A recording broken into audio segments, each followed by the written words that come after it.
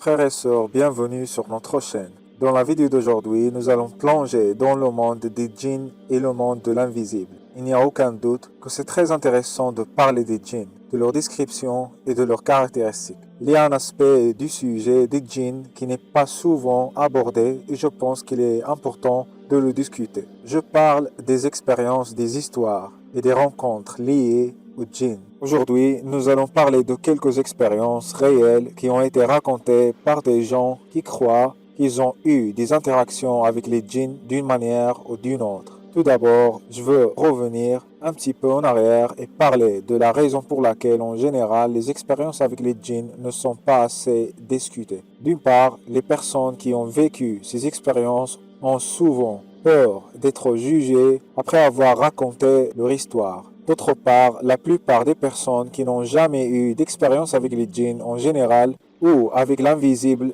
ne prennent pas ces histoires au sérieux pour une raison ou pour une autre. Certaines personnes ne croient pas du tout en l'existence des djinns, ce qui s'explique par le fait que beaucoup de gens ne lisent pas le Coran. Et il y a aussi ceux qui le lisent rapidement sans faire attention aux détails. Par exemple, dans Surat An-Naml, Allah subhanahu wa ta'ala décrit le pouvoir qu'il a donné au prophète Sulayman et il a dit وَحُشِرَ لِسُلَيْمَانَ جُنُودُهُ مِنَ الْجِنِّ وَالْإِنسِ وَالطَّيْرِ فَهُمْ يُوزَعُونَ. Et dans Surat Ad-Dariyat, Allah subhanahu wa ta'ala dit وَمَا خَلَقْتُ الْجِنَّ وَالْإِنسَ إِلَّا لِيَعْبُدُونَ. Traduction, je n'ai créé les djinns et les êtres humains que pour qu'ils m'adorent. Et le mot djinn a été présent au total dans le Coran plus de 20 fois, dont 11 sourates. Il y a un deuxième groupe de personnes. Ces personnes croient en l'existence des djinns, mais ils sont sceptiques quand ils entendent les histoires que les gens racontent, parce qu'ils n'ont jamais eu d'expérience similaire. Mais si on n'avait jamais eu d'expérience paranormale ou d'interaction avec le monde de l'invisible, cela ne signifie pas que ces expériences ne sont pas réelles et qu'elles ne peuvent pas arriver à d'autres personnes. En effet, en tant qu'être humain, nous ne voyons le monde qu'à partir de notre perspective unique et limitée et de nos expériences personnelles. Les interactions avec les djinns ne sont pas rares. Dans notre tradition islamique, de nombreux hadiths illustrent les interactions avec les djinns. Dans une autre vidéo, nous avons parlé du fameux hadith où Abu Huraira radiallahu anhu a attrapé un homme pauvre qui essayait de voler l'argent de la sadaqa. Il interagit avec lui 3 fois sans se rendre compte qu'il parlait avec le shaitan. Celui-ci avait pris la forme d'un homme pauvre et Abu Huraira n'a rien remarqué. 3 jours après la première interaction de Abu Huraira avec cet homme, le prophète Muhammad sallallahu alayhi wa sallam expliquait à Abu Huraira que cet homme est en fait le shaitan. Nous avons également parlé dans une autre vidéo de la rencontre du prophète Muhammad sallallahu alayhi wa sallam avec une tribu de djinns qui ont entendu le prophète Muhammad sallallahu alayhi wa sallam en train de réciter le noble Coran. Maintenant, revenons à notre sujet d'aujourd'hui afin de commencer à couvrir les histoires liées aux djinns une par une. La première histoire, c'est l'histoire d'un agent de sécurité qui travaillait durant la nuit dans un campus universitaire. Il a dit qu'il a travaillé pendant 2 mois dans ce campus universitaire en tant qu'agent de sécurité. La plupart du temps, il travaillait durant la journée. Mais une semaine avant les événements de cette histoire, il a commencé à travailler pendant la nuit. Il dit qu'il n'a jamais cru en l'existence des djinns. Mais cette nuit, tout a changé. Cette expérience a complètement changé son point de vue sur ce sujet. Une nuit, il était assis sur une chaise devant une porte fermée qui menait à un grand couloir. L'arrière de sa tête était appuyé contre la porte, tandis que son dos était appuyé contre la chaise. Il était sur son téléphone en train de lire des articles sur le sport comme il le faisait tous les soirs. Et soudainement, il a entendu ce que l'on pourrait décrire comme le bruit d'un ballon en train de rebondir. Il était sûr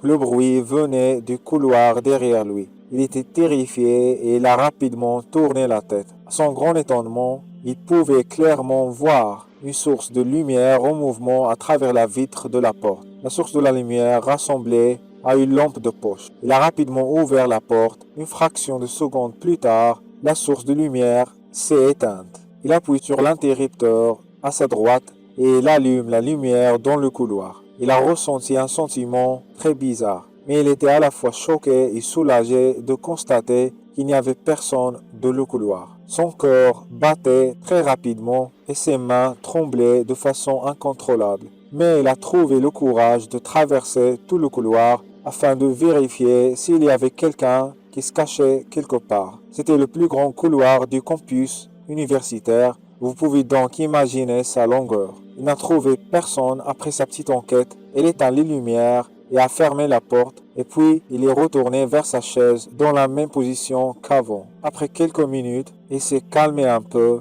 Il a commencé à réciter en silence quelques sourates du noble Coran qu'il avait mémorisé. À ce stade, il était convaincu que ce qu'il voyait était une illusion ou une hallucination. Il a pris son téléphone et a commencé à lire. Pendant à peu près d'une heure, il ne s'est rien passé, jusqu'à ce que soudainement, il voit la partie supérieure d'une ombre d'un corps, c'est-à-dire de quelqu'un au mouvement, sortir de nulle part. Il apparaissait sur le sol dont la réflexion de la lampe s'étuyait au-dessus. C'était clairement l'ombre de quelqu'un derrière lui. L'ombre se déplaçait lentement, comme si la personne derrière lui se penchait en avant. En tremblant, il fermait les yeux et a commencé à réciter Ayat al-Kursi plusieurs fois. Ensuite, il ouvre les yeux, l'ombre avait complètement disparu. Il s'est rapidement retourné et à travers la vitre de la porte, il a vu la même source de lumière que tout à l'heure. Rapidement, il ouvre la porte et allume la lumière. Il n'y avait aucune personne.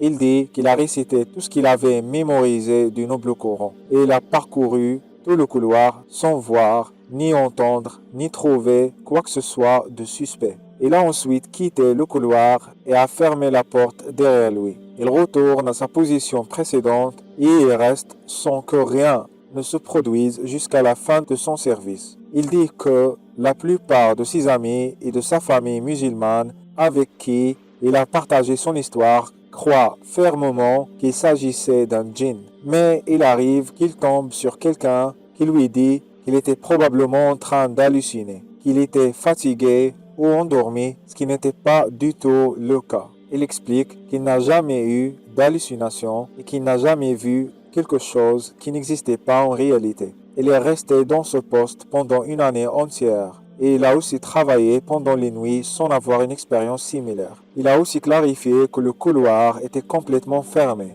et que le couloir n'avait aucune autre entrée et que la probabilité que quelqu'un se cachait dans le couloir sans qu'il soit aperçu est absolument nulle. Il dit aussi qu'il était impossible que quelqu'un ait réussi à entrer dans le couloir avant le début de son service.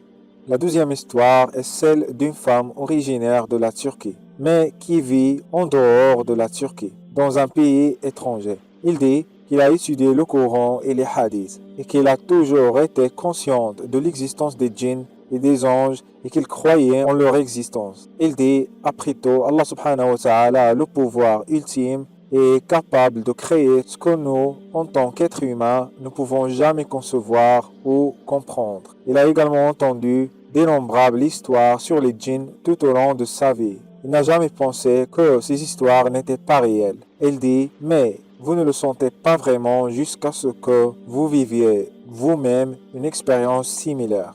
Il dit qu'il y a 3 ans, il s'est marié avec un homme de son pays d'origine et qu'une année après son mariage, il est retourné afin de rendre visite à la famille de son mari qui vivait dans un petit village de la campagne turque. Donc, elle et son mari avaient prévu de rester dans le village pendant 2 semaines. Pendant tout ce temps, il a endormi dans la chambre de la sœur de son mari. La sœur de son mari avait l'habitude de dormir aussi dans la chambre. La femme, centre de cette histoire, a toujours dormi sur le côté gauche de la pièce. Et il dit que le bout de la pièce n'avait rien d'autre qu'un grand écran de télévision. Une semaine après leur visite, il dit qu'il a passé une journée extraordinaire avec la famille de son mari. Après le dîner, il est allé dans la chambre avec la sœur aînée de son mari et a passé encore 4 heures à parler, à rire et à discuter toutes sortes de sujets, jusqu'à ce qu'elle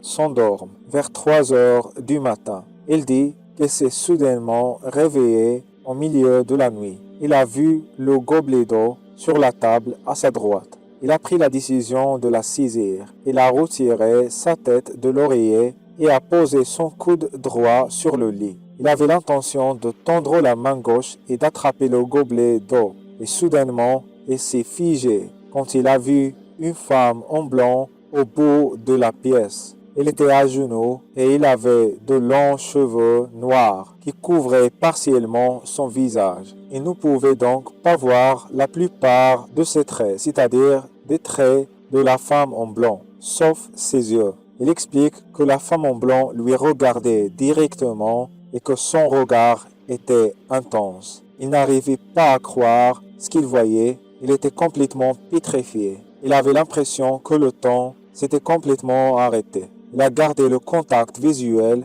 et il n'a pas réagi du tout. Il faisait comme si il n'avait rien vu du tout. Tout en regardant dans la direction générale de la femme en blanc et en gardant le contact visuel. Elle, c'est-à-dire la femme turque, centre de notre histoire, a lentement reposé sa tête sur l'oreiller et a continué à regarder la femme en blanc en récitant en même temps des versets du noble Coran dans sa tête. Il a fait semblant de fermer les yeux et a gardé les yeux partiellement ouverts, c'est-à-dire presque fermés. Il continue à regarder la femme. Il dit que la femme en blanc inclinait lentement la tête vers le bas comme s'il regardait le sol. Il est resté dans cette position pendant environ 1 minute. La femme, centre de cette histoire, continue à lire le noble Coran. Il se sentait protégé et en sécurité. Il était certain que tout irait bien. Il a complètement fermé les yeux et les a gardés fermés pendant un moment. Il dit qu'après un certain temps, il a ouvert les yeux et la femme en blanc avait disparu complètement. Il dit qu'il n'oubliera jamais cette expérience et il explique que maintenant, il peut dire avec certitude qu'il a vu un djinn sous une forme humaine, c'est-à-dire sous la forme d'une femme, et que cette expérience a renforcé son iman, c'est-à-dire il a renforcé sa foi en Allah subhanahu wa ta'ala. La dernière histoire de notre vidéo est considérablement plus courte que les autres. C'est l'histoire d'une femme d'une quarantaine d'années. Il raconte qu'il y a environ 10 ans, il était bien sûr plus jeune et conduisait seul sur la route lors d'un voyage en Allemagne. Il raconte qu'il roulait au milieu de nulle part et qu'il a soudainement vu 3 silhouettes sombres qui ressemblaient à 3 femmes derrière la voiture. Les 3 silhouettes étaient grandes et suivaient la voiture, mais elles ne couraient pas. C'était comme si elles glissaient sur la route et elles imitaient complètement les mouvements de la voiture. Autrement dit, si la voiture allait à droite, elle allait à droite, et si la voiture allait à gauche, elle allait à gauche. La première chose qui s'est venue à l'esprit lorsqu'il a vu cela a été de lire Ayat al-Kursi, et c'est exactement ce qu'il a fait. Cela a continué jusqu'à ce que les 3 silhouettes disparaissent soudainement comme s'ils n'avaient jamais été là. Il dit, subhanallah, il est convaincu que Ayat al-Kursi l'a protégé. Frères et sœurs, nous ne voulons pas que cette vidéo soit trop longue. Nous allons donc nous arrêter ici. Il y a encore d'autres histoires et expériences à raconter. Si vous voulez voir une autre vidéo comme celle-ci, laissez-nous des commentaires ci-dessous. Et n'oubliez pas de lire les adhkar tous les soirs avant de dormir. Et n'oubliez pas de lire Ayat al-Kursi et les Mu'awwidhatayn avant de vous coucher, parce qu'ils protègent contre le shaitan. Merci beaucoup pour votre présence et votre support. Et assalamu alaikum.